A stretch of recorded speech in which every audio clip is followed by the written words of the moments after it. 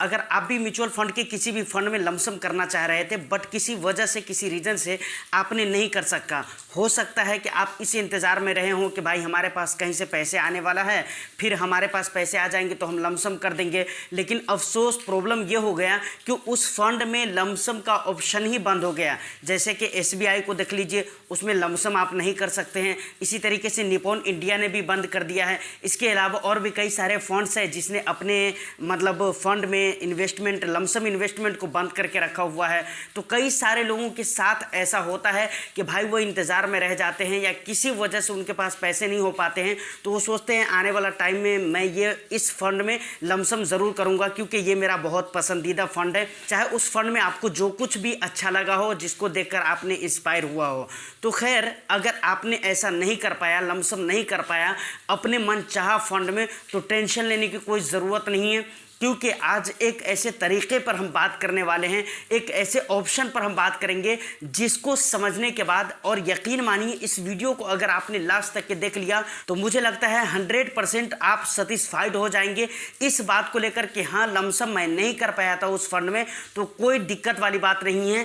अब हम उसको दूसरे तरीके से ज़रूर कर सकते हैं। वो इन्वेस्टमेंट लमसम की ही तरह हो सकता है, बल्कि कुछ एंगल से देखा जाए तो उससे भी बेटर तरीके से हो सकता है। तो चलिए वीडियो को शुरू करते हैं। लेकिन उससे पहले हमेशा की तरह एक रिक्वेस्ट, चैनल पे अगर फर्स्ट टाइम विजिट कर रहे हैं या अभी तक सब्सक्राइब नहीं किया है तो इंटरेस्टिंग एंड फिनेंस से रिलेटेड कंटेंट के लिए आप चैनल को ज़रूर सब्सक्राइब कर लें और वीडियो को एक लाइक ज़रूर कर दे, शेयर भी कर दे उन लोगों के पास जो लोग इस तरीके की वीडियो देखना पसंद करते हैं। अब सबसे पहले हम बात करते हैं कि आखिर अगर हमने लमसम नहीं कर पाया, मानकर चलिए आपने चाहा था कि निपॉन इंडिया में हमें लमसम करना है बट उसमें बंद हो गया आपके लमसम करने से पहले, तो अब उसमें हम किस हिसाब से लमसम कर सकते हैं? तो देखिए, उसमें आप लमसम तो अभी भी नहीं कर सकते हैं बट STP आप कर सकते हैं। देखिए, STP का नाम आपने बहुत बार सुना होगा, मुझे पता है, बट इसको आपको समझना पड़ेगा उस हिसाब से जिस हिसाब से मैं आपको समझाना चाह रहा हूं, क्योंकि STP एक बहुत ही बेस्ट ऑप्शन है।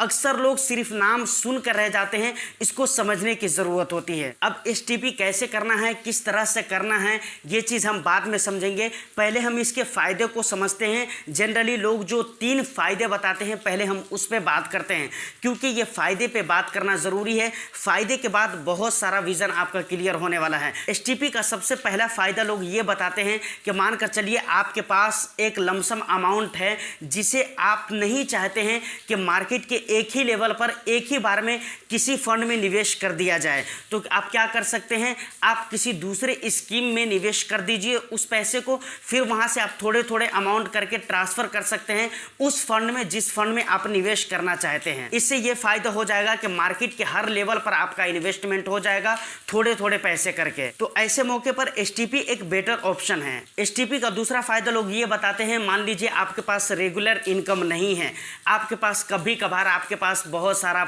मोटा पैसा आ जाता है, एक लमसम अमाउंट आ जाता है, तो आप चाहते हैं कि भाई हमारा रेगुलर इनकम तो है नहीं बट हमारा जो इन्वेस्टमेंट है उसमें एक डिसिप्लिन बना रहे।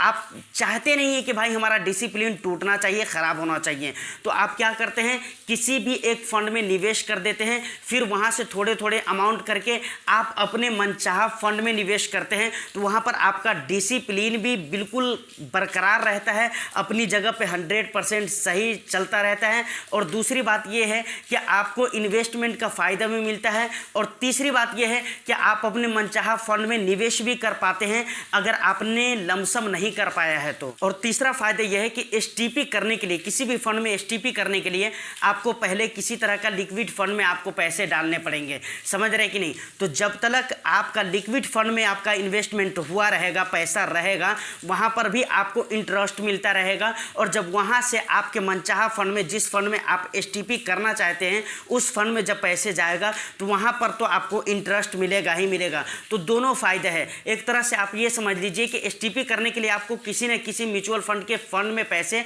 डालने पड़ते हैं। उस पैसों को आप चाहेंगे कि हम बैंक से डायरेक्ट अगर हम ट्रांसफ़र करें तो ऐसा तो हो नहीं सकता है, और बैंक में या फिर घर में रखेंगे तो आपको इंटरेस्ट भी नहीं मिलेगा।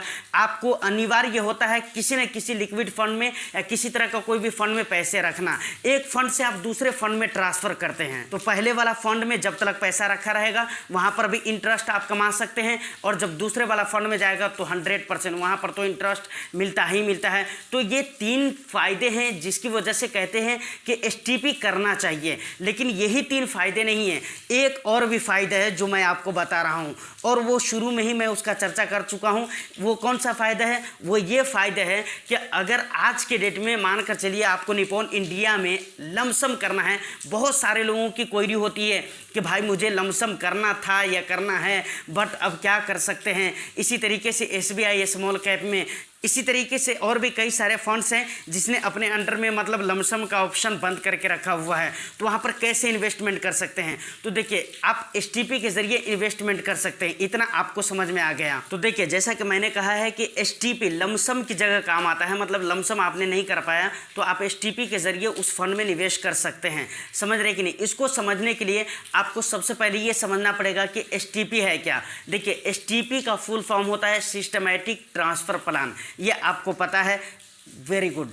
मतलब एक फंड हाउस के एक स्कीम से पैसे को दूसरे स्कीम में ट्रांसफर करना, इसे हम एसटीपी कहते हैं। इसको अब हम जरा एक एग्जांपल से समझते हैं तो बात और भी क्लियरली समझ में आ जाएगी। मानकर चलिए कि एसबीआई ये एक फंड हाउस है, इसके कई सारे मतलब स्कीम हैं, लेकिन हम सारे पर बात नहीं करेंगे। मानकर चलिए इनके 2 स्कीम हैं, एक है क्या, एक का नाम है ए और दूसरे का नाम है जेड। ए वाला जो स्कीम है वो डेट कैटेगरी का लिक्विड फंड आप मान लीजिए, और जेड जो है वो इक्विटी कैटेगरी का फंड है। अब चाहते हैं कि इक्विटी में हमें निवेश करना है, लेकिन आप वहां पर आपको डर आ रहा है कि भाई हमें डायरेक्टली इक्विटी में निवेश नहीं करना है, या फिर ऐसा भी हो सकता है कि जेड वाला जो इक्विटी कैटेगरी का फंड है उसमें लमसम बंद ही हो गया हो, लेकिन आप हो सकता है लमसम करना भी नहीं चाह रहे हो, मतलब कुछ भी रीजन हो सकता है। वहां पर आप क्या कर सकते हैं, ए जो कि डेट कैटेगरी का लिक्विड फंड है वहां पर आप अपने पैसे को निवेश करेंगे पहले, फिर आप एसटीपी करेंगे जेड फंड में, फिर उस ए फंड से जो कि लिक्विड फंड है वहां से कुछ पैसे, वो पैसे कुछ भी हो सकता है। मानकर चलिए अगर आपने 1 लाख का एसटीपी किया है तो 10-10 हज़ार रुपये का हो सकता है, मंथली भी हो सकता है, क्वार्टरली भी हो सकता है, वीकली या फिर डेली, जो भी सिस्टम आपने सेट करके रखा है, जो सिस्टम आप अपने फंड हाउस को सजेस्ट करेंगे उस सिस्टम के हिसाब से उस लिक्विड फंड से वो अमाउंट कटकर आपके इक्विटी फंड में निवेश होते रहेंगे, मतलब जेड फंड में निवेश होते रहेंगे। अब जरा इसको हम एक और सेम एग्जांपल से समझते हैं। मानकर चलिए Nippon India small cap fund है, तो निपॉन इंडिया एक फंड हाउस हुआ है ना,